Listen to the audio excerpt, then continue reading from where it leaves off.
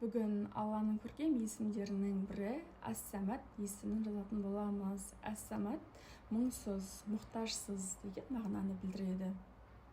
Бұл есім бізге мыналарды үйретеді: уайымда Аллаға арқа сүйеуді, ризық үшін тек себептерге емес, Аллаға тәуекел етуді, адамдардың мақтауына немесе сынына шектен тыс тәуелді болмауды, және де жүректі Аллаға жақындатуды үйретеді.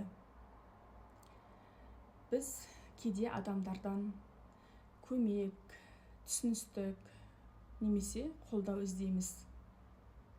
Бірақ адамдардың өзі әлсіз әрі мұқтаж. Тек Әс-Самад болған Алла ғана ешқашан әлсіремейді, ешқашан шаршамайды және әрдайым құлдарының үндеуін естиді. Достар, давайте бірге